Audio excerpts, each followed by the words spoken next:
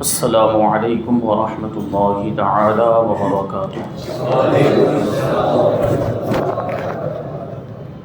نحمده ونصلی ونسلم علی رسولہ الکریم، اما بعد فاعوذ باللہ من الشیطان الرجیم، بسم اللہ الرحمن الرحیم۔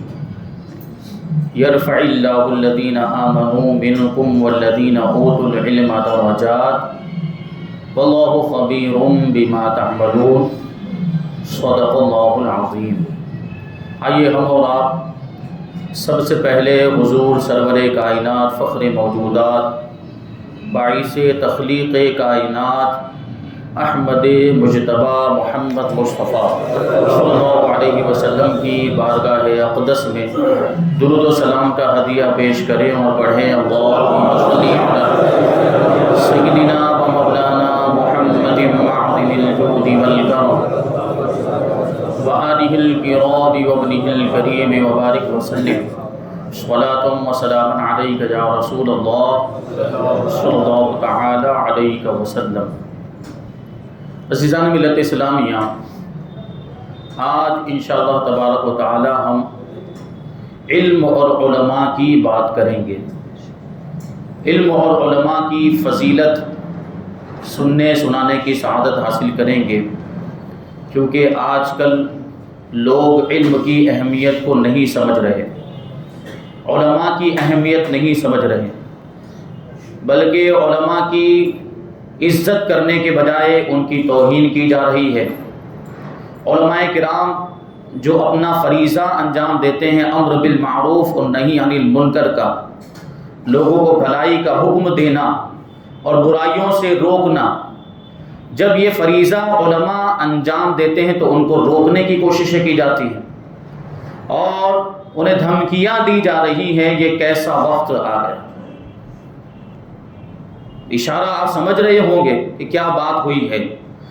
تو ایسے موقع پر ضرورت اس بات کی ہے کہ ہم علم کی اہمیت کو بھی سمجھیں اور علماء کی اہمیت کو بھی سمجھیں۔ علم ایک ایسی چیز ہے جس کا مقام بہت ہی بلند و بالا ہے، اور علم ایک ایسا مرتبہ ہے کہ یہ مرتبہ دنیا کے سارے مرتبوں سے بلند و بالا ہے، اور علم کی وجہ سے عالم بادشاہ اور وزیر سے بھی بڑا مرتبہ رکھتا ہے۔ ایک عالم کے مقابلے میں بادشاہ اور وزیر کی بھی کوئی حیثیت نہیں ہے۔ اسی وجہ سے اللہ کے رسول صلی اللہ علیہ وسلم پر سب سے پہلی جو وحی نازل ہوئی وہ علم کے بارے میں ہی نازل ہوئی۔ اقرأ بسم ربک الذی خلق، پڑھیے، پڑھنے کا ذکر آیا، علم حاصل کرنے کا ذکر آیا، اور علم ہی وہ روشنی ہے جس کے ذریعے سے انسان جہالت کی تاریکیوں اور اندھیروں سے بچ جاتا ہے، اور علم ہی کے ذریعے سے جو ہدایت کا راستہ ہے وہ ہمارے سامنے واضح ہو جاتا ہے اور اس کے دروازے کھل جاتے ہیں۔ علم کے ذریعے شکوک اور شبہات دور ہو جاتے ہیں، اور علم کے ذریعے سے ہی اللہ تبارک و تعالی بلند و بالا مرتبے عطا فرماتا ہے۔ بلکہ یہاں تک فرما دیا گیا کہ بے علم انسان جانوروں سے بھی بدتر ہوا کرتا ہے۔ علم کی وجہ سے انسان بنتا ہے۔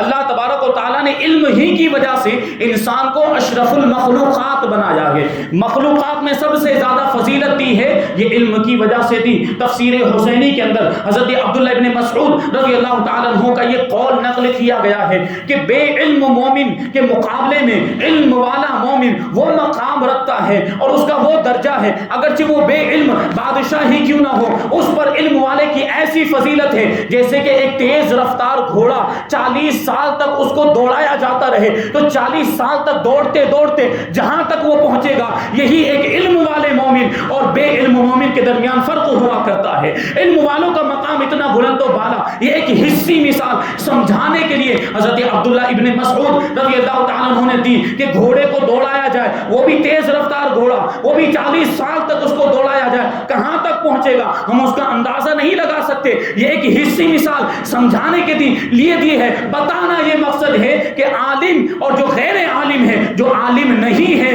اور ان کے دونوں میں بہت بڑا فرق ہوا کرتا ہے۔ مرتبے کا فرق ہوتا ہے، درجے کا فرق ہوتا ہے، مقام کا فرق ہوتا ہے اور عہدے کا فرق ہوا کرتا ہے۔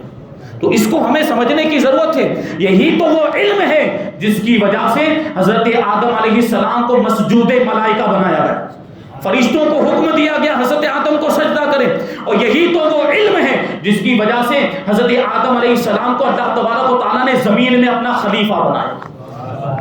یہ بات پہلے بیان کر چکا. وَإِذْ قَالَ رَبُّكَ لِلْمَلَائِكَةِ إِنِّي جَاعِلٌ فِي الْأَرْضِ خَلِيفَةً, فرشتوں نے عرض کیا تھا کہ کیا تو ایسے کو اپنا خلیفہ بنائے گا جو زمین میں فساد پھیلائے گا, جو زمین میں خون ریزیاں کرے گا. تو اللہ تبارک و تعالیٰ نے ارشاد فرمایا تھا إِنِّي أَعْلَمُ مَا لَا تَعْلَمُونَ, اے فرشتے میں جو جانتا ہوں وہ تم نہیں جانتے. اور پھر فضیلت حضرت آدم علیہ السلام کو فرشتوں پر عطا کی. آگے ارشاد فرمایا وَعَلَّمَ آدَمَ الْأَسْمَاءَ كُلَّهَا, کہ اللہ تبارک و تعالیٰ نے آدم کو ساری مخلوقات کے نام سکھا دیے اور ساری مخلوقات کی ساری تفصیلات بھی بتا دی. اور اسی علم کی وجہ سے حضرت آدم علیہ السلام کو فرشتوں پر بھی فضیلت ملی اور ان کو اپنا خلیفہ اللہ تبارک و تعالیٰ نے بنایا. غور کرنے کی ضرورت ہے. دیگر انبیاء کرام کی بات کریں تو حضرت خضر علیہ السلام ان کے نبی ہونے میں اختلاف ہے کہ وہ نبی ہیں یا اللہ کے ولی ہیں, لیکن ان کے بارے میں قرآن مجید کے اندر ارشاد فرمایا اللہ تبارک و تعالیٰ نے 15ویں پارے کے آخر میں وَعَلَّمْنَاهُ مِن لَدُنَّا عِلْمًا, کہ خضر کو ہم نے اپنے پاس سے علم عطا فرمایا اور وہ علم فراست عطا فرمایا. اور اسی علم کی برکت سے حضرت خضر علیہ السلام کو حضرت موسیٰ علیہ السلام جیسے جلیل القدر پیغمبر کا استاذ بنا دیا ہے. وہ واقعہ آپ کے سامنے ہو تو حضرت خضر کی سے حضرت موسیٰ علیہ السلام کی جو ملاقات ہوئی تھی پھر وہ تفصیل ہے. حضرت خضر علیہ السلام استاذ ہوئے اس اعتبار سے کہ بہت ساری چیزیں حضرت موسیٰ علیہ السلام نے حضرت خضر سے سیکھی, تو علم کی وجہ سے یہ مرتبہ ملا. پھر اللہ تبارک و تعالیٰ حضرت داؤد علیہ السلام کے بارے میں ارشاد فرماتا ہے وَعَلَّمْنَاهُ صَنْعَةَ لَبُوسٍ لَكُمْ, کہ ہم نے اسے زرہ بنانا سکھا دیا. زرہ جو جنگی لباس ہوتا ہے جو پہنا جاتا ہے جنگ کے اندر, لوہے کا لباس. حضرت داؤد علیہ السلام کو اس کا علم دیا اللہ تبارک و تعالیٰ نے, اور اسی علم کی برکت سے اللہ تبارک و تعالیٰ نے حضرت داؤد علیہ السلام کو بادشاہت اور حکومت بھی عطا فرمائی. حضرت داؤد علیہ السلام لوہے کو ہاتھ میں لیتے تھے تو وہ موم کی طرح نرم ہو جاتا. آپ اس کو جس طرح چاہے موڑ دیتے, اس سے تلواریں بنا لیتے, اس سے ہتھیار بنا لیتے تھے اور اس سے جنگی لباس اور زرہیں وغیرہ بنا لیا کرتے تھے. اور حضرت یوسف علیہ السلام کے بارے میں آپ کا قول قرآن مجید کے اندر یوں آیا ہے وَعَلَّمْتَنِي مِن تَأْوِيلِ الْأَحَادِيثِ, اے پروردگار تو نے مجھے مختلف باتوں کا انجام نکالنے کا علم دیا, یعنی خوابوں کی تعبیر بیان کرنے کا علم عطا فرمایا. یہ حضرت یوسف علیہ السلام کے علم کا تذکرہ قرآن مجید کے اندر اس انداز میں موجود ہے. اور پھر حضرت سلیمان علیہ السلام کے بارے میں کیا فرمایا؟ اللہ کہتا ہے وَعَلَّمْنَاهُ مَنطِقَ الطَّيْرِ, کہ سلیمان کو ہم نے پرندوں کی بولیاں سکھا دی, پرندوں کی بولیوں کا علم عطا کر دیا. وہ پرندوں کی بولیوں کو سمجھ لیا کرتے تھے, اور اسی علم کی برکت سے اللہ تبارک و تعالیٰ نے حضرت سلیمان علیہ السلام کو دنیا کا بادشاہ بنا دیا اور ساری مخلوقات کو آپ کا تابع فرمان بنا دیا. یہاں تک کہ ملکہ بلقیس جو بہت بڑی مال و دولت کی مالکہ تھی,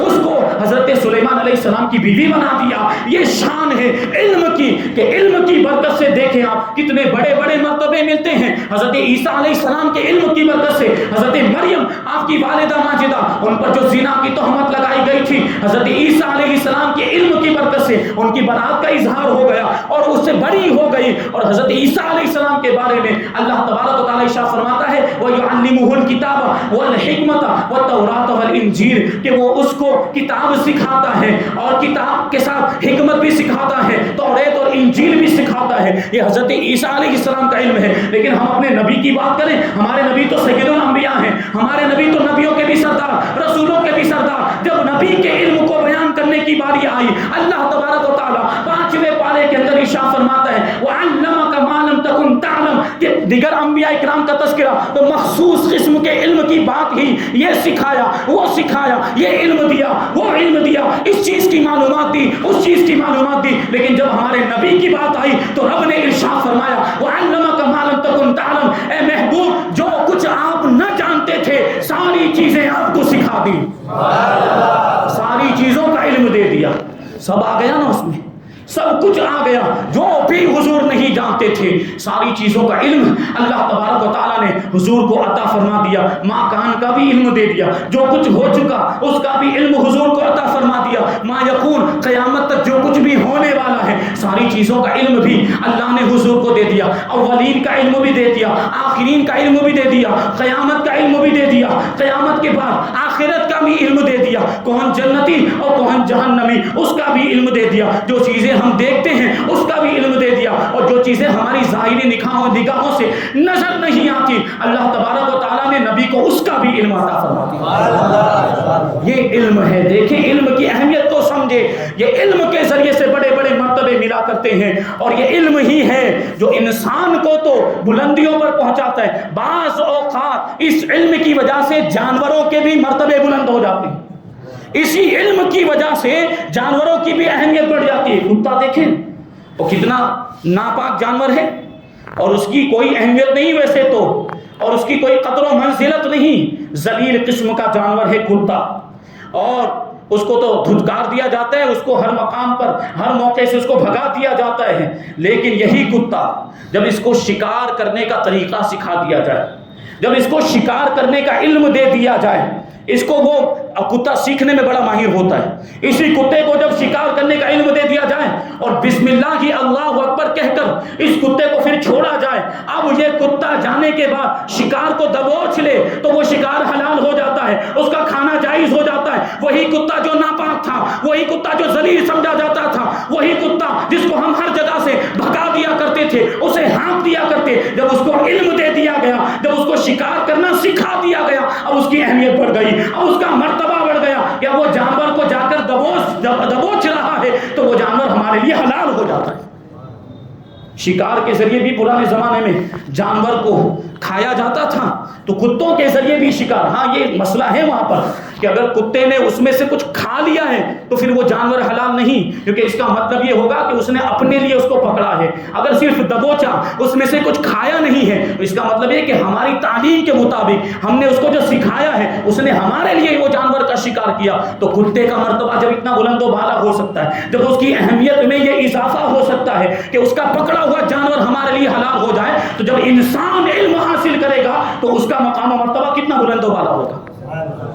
اسی وجہ سے تو علماء کے بارے میں اللہ تبارک و تعالی قرآن مجید میں ارشاد فرماتا ہے انما یخشی اللہ من عبادہ العلماء، کہ اللہ کے بندوں میں سے اللہ سے وہی ڈرتے ہیں جو علم والے ہیں، جو علماء ہیں۔ اور یہ خوف الہی کی نعمت ہے کہ جس کے ذریعے سے اللہ تبارک و تعالی جنت میں اونچا مقام عطا فرماتا ہے۔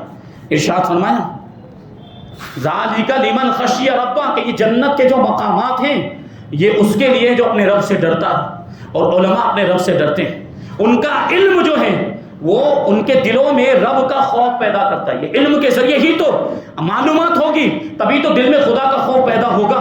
ایک جاہل ہے وہ تو رب سے ویسے ہی غافل ہوتا ہے، جاہل کے پاس علم نہیں ہے تو وہ اپنے رب سے دور، اپنے رب کی عبادت سے دور، اس کے دل میں خوف الہی ویسے نہیں ہو پاتا جیسے علماء کے دل میں ہوتا ہے۔ علماء اپنے علم کی وجہ سے اپنے رب سے ڈرتے ہیں تو ان کو جنت میں اعلیٰ مقام ملے گا، کیونکہ فرمایا گیا اعدت للمتقین، یہ جنت کس کے لیے تیار کی گئی ہے؟ یہ جنت تقویٰ والوں کے لیے تیار کی گئی ہے، جنت اللہ سے ڈرنے والوں کے لیے تیار کی گئی۔ اسی لیے تو رب نے ارشاد فرمایا انما یخشی اللہ من عبادہ العلماء، کہ اللہ کے بندوں میں اللہ سے اگر کوئی ڈرتا ہے تو وہ علم والے ہیں۔ یہ علم والوں کی شان اللہ تبارک و تعالیٰ نے قرآن مجید کے اندر اس طرح جو ہے کہ واضح فرمائی، اور علماء کا مقام و مرتبہ بیان کیا۔ ایک مقام پر ہے هل يستوي الذين يعلمون والذين لا يعلمون، کہ علم والے اور بے علم دونوں برابر نہیں ہو سکتے۔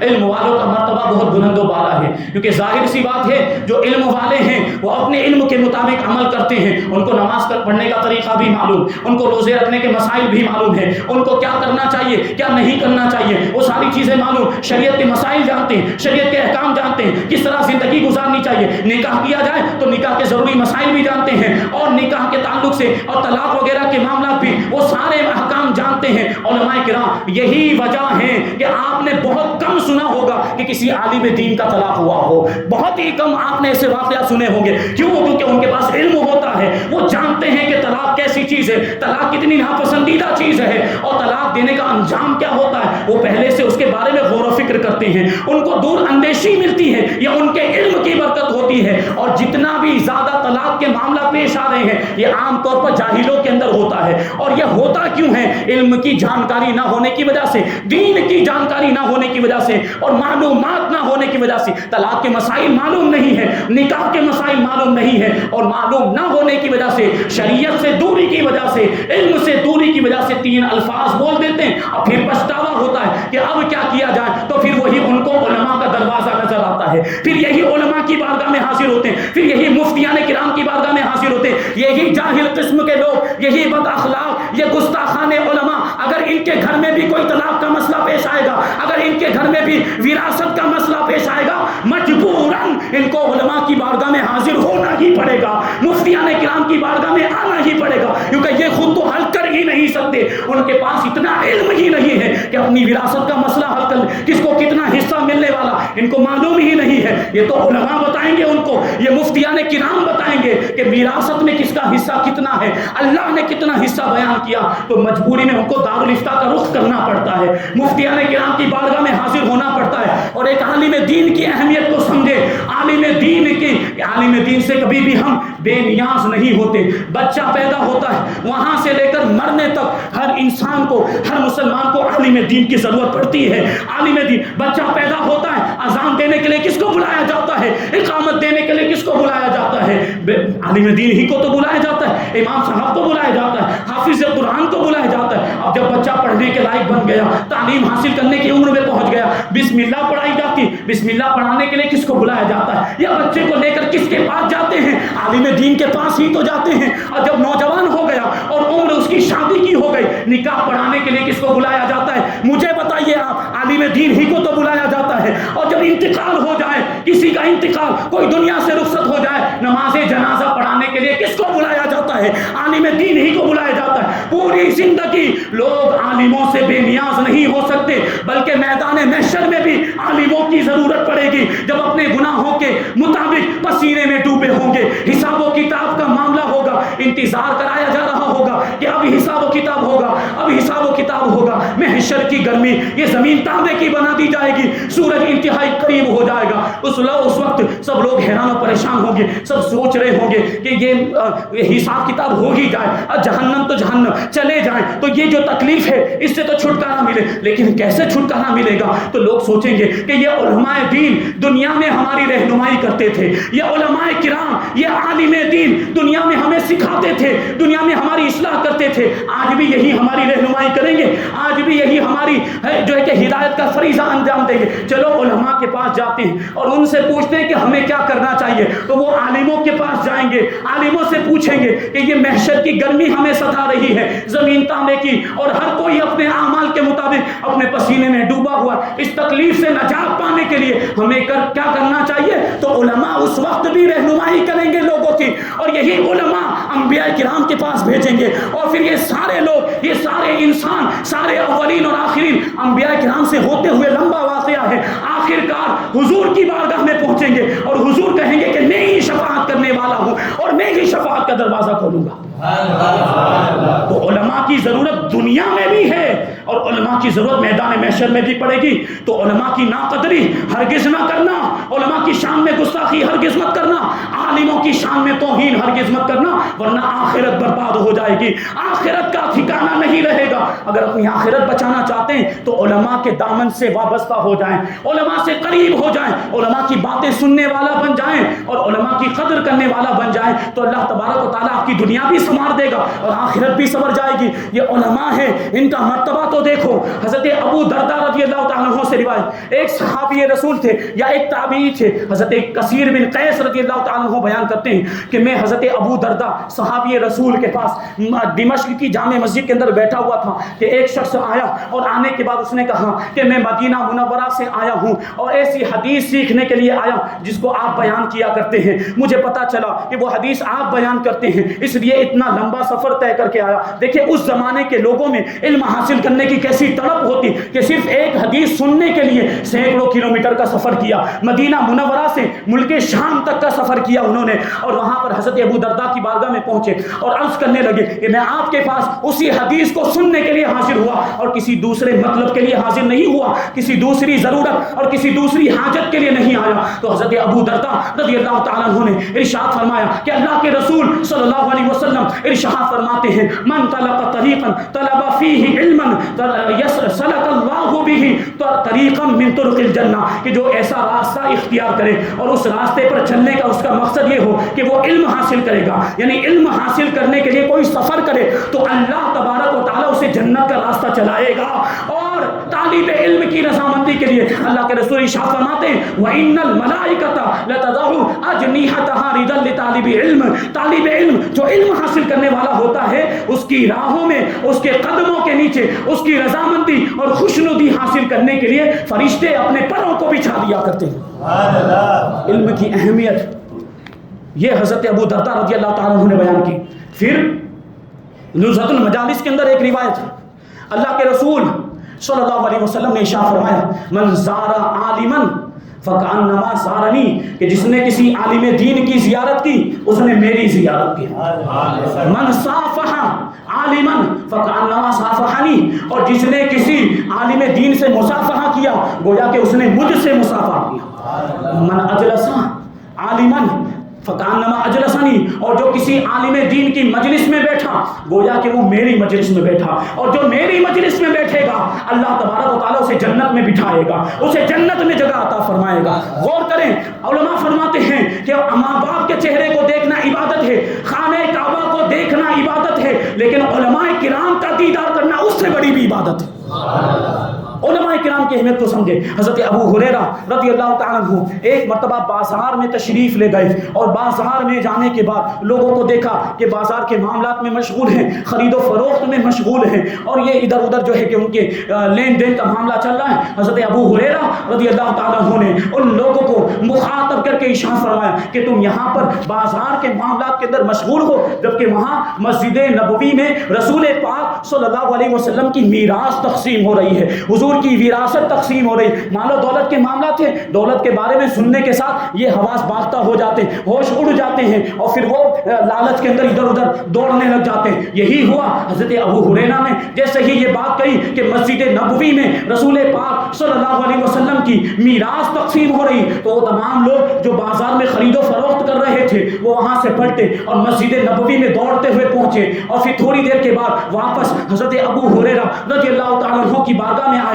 اور آنے کے بعد کہنے لگے وہاں تو کوئی میراث تقسیم نہیں ہو رہی, کیونکہ انہوں نے تو مال و دولت سمجھا تھا کہ مال و دولت تقسیم ہو رہی ہوگی. تو آنے کے بعد حضرت ابو ہریرہ سے کہنے لگے کہ مسجد نبوی میں تو کوئی میراث تقسیم نہیں ہو رہی. تو حضرت ابو ہریرہ نے کہا کہ پھر تم نے وہاں جا کر دیکھا کیا؟ تو لوگوں نے بیان کیا کہ وہاں تو کچھ لوگ بیٹھے ہوئے قرآن کی تلاوت کر رہے ہیں, کچھ لوگ بیٹھے ہوئے اللہ کا ذکر کر رہے ہیں, اور کچھ لوگ بیٹھے ہوئے علم سیکھ رہے ہیں اور علم سکھا رہے ہیں. حضرت ابو ہریرہ نے جواب دیا یہی تو رسول پاک کی وراثت ہے,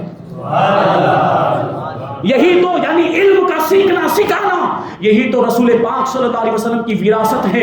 حضور نے خود ارشاد فرمایا کہ انبیاء درہم و دینار کے وارث نہیں بناتے, وہ علم کے وارث بناتے ہیں. ان کی میراث یہ علم میں جاری ہوتی ہے. اسی وجہ سے علماء کو انبیاء کرام کا وارث فرمایا گیا, العلماء ورثۃ الانبیاء, کہ یہ علماء انبیاء کرام کے وارثین ہوتے ہیں. یہ علم کی برکت ملاحظہ کریں. ایک مرتبہ ایک شخص جو بڑا پریشان رہتا تھا, اس کی خواہش تھی کہ بادشاہ کے دربار میں اس کو نوکری مل جائے, بادشاہ کے دربار میں اس کو ملازمت مل جائے اور بادشاہ کا قرب حاصل ہو جائے, بادشاہ کی مجلس میں, خاص مجلس میں اس کو شامل کر لیا جائے. اس نے اس کے لیے بڑی محنت کی, بڑی کوششیں کی کہ کسی طریقے سے نوکری مل جائے. آخرکار ایک دن وہ آیا کہ اس کو نوکری مل ہی گئی, بادشاہ کے دربار میں اس کو ملازمت مل گئی. اب وہ ملازمت کرتا تھا لیکن ایک عام درباری کی طرح وہ اپنی ذمہ داریاں نبھاتا رہا, عام درباریوں کی طرح وہ اپنا کام کرتا رہا بادشاہ کے دربار سے اور بادشاہ کی خاص مجلس سے اس کا کوئی لینا دینا نہیں تھا، اسے بادشاہ کا قرب حاصل نہیں تھا۔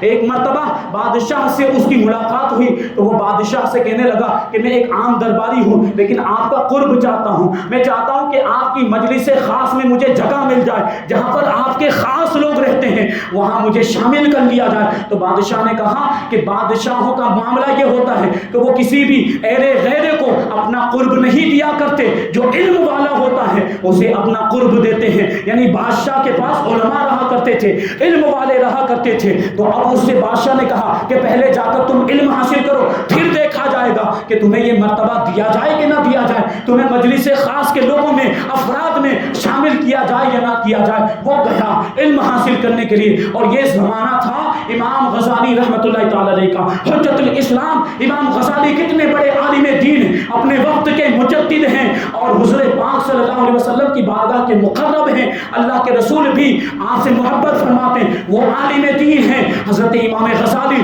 رضی اللہ تعالیٰ عنہ۔ ان کی بارگاہ میں وہ شخص پہنچا اور علم حاصل کرنے کی خواہش ظاہر کی۔ حضرت امام غزالی نے اس کو علم بھی سکھایا اور بادشاہ کی ملازمت کی برائیاں بھی بتائی کہ بادشاہ کے ملازم بنو گے تو یہ اس طرح کی برائیوں کا تمہیں سامنا کرنا پڑے گا، اور ایسے ایسے خرافات وہاں پر ہوتے ہیں تو تمہیں ان ساری چیزوں کو جھیلنا پڑے گا اور برداشت کرنا پڑے گا۔ ساتھ ہی ساتھ امام غزالی رضی اللہ تعالیٰ عنہ نے اللہ تبارک و تعالیٰ کے قرب کی برکتیں بھی عطا فرمائے، اور جو اس کو ان کا علم قرب کی برکتوں کا علم بھی عطا فرمائے کہ بادشاہ کا قرب حاصل کرنا چاہتے ہو، حقیقی کامیابی تو اللہ کا قرب حاصل کرنے میں ہے۔ اب اس نے جب یہ باتیں سیکھی، جب یہ باتیں جانی تو بادشاہ کی ملازمت سے اس کا دل اچاٹ ہو گیا۔ اب اس نے سوچ لیا اب مجھے بادشاہ کی ملازمت نہیں کرنی بلکہ دنیا سے ہی اس کا دل اچاٹ ہو گیا، اور اللہ سے اس نے اپنی لو لگا دی۔ اب اللہ کی عبادت میں مشغول ہو گیا، اب رب کی عبادت کرنے لگا، اب ذکر و اذکار میں مشغول ہو گیا۔ تھوڑے زمانے کے بعد، ایک عرصہ گزرنے کے بعد بادشاہ کو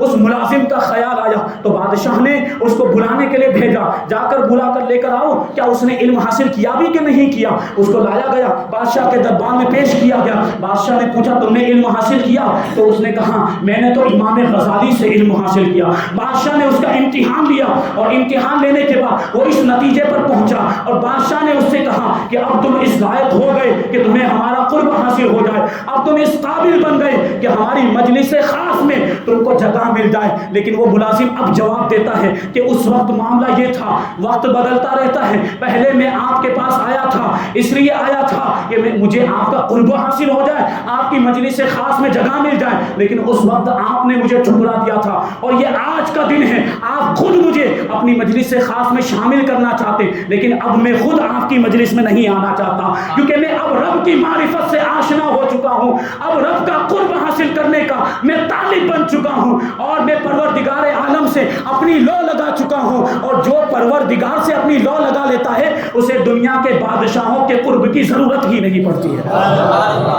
یہ علم ہے، یہ علم تھا، علم ہی انہیں تو اس کو یہ شعور دیا کہ بادشاہت کوئی حیثیت نہیں رکھتی، دنیا کے بادشاہوں کا روب و دبدبہ یہ اس کی کوئی حیثیت نہیں ہوتی۔ اس کی نگاہ میں جو اپنے رب سے رو لگا دیا کرتا ہے، جو اپنے رب کی معرفت کی راہیں طے کرنے لگ جاتا ہے، یہ علم ہے تو علماء کی قدر کرے اور علم کی قدر کرے۔ یہ علماء کرام، یہ اللہ تبارک و تعالیٰ نے ان کا فریضہ، حضور پاک صلی اللہ علیہ وسلم پر تو نبوت کا سلسلہ ختم ہو چکا، اب تو کوئی نبی آنے والا نہیں ہے، اب دین کی تبلیغ کا فریضہ یہ علماء کرام کی ذمہ داری ہے، لوگوں کی اصلاح کرنے کا فریضہ یہ علماء کرام کی ذمہ داری ہے۔ الآمرون بالمعروف والناہون عن المنکر، یہ علماء کرام کی صفت ہے کہ وہ بھلائی کا حکم دیتے ہیں اور برائیوں سے روکتے ہیں، اور علماء جب اپنا یہ کام کریں تو انہیں روکنا نہیں چاہیے، علماء جب بھلائی کا حکم دیں تو ان کے راستے میں رکاوٹ نہیں بننا چاہیے، علماء جب برائیوں سے روکیں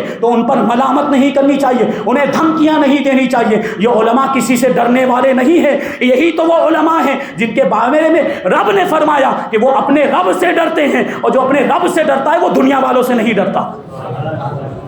تو علماء کی قدر کریں۔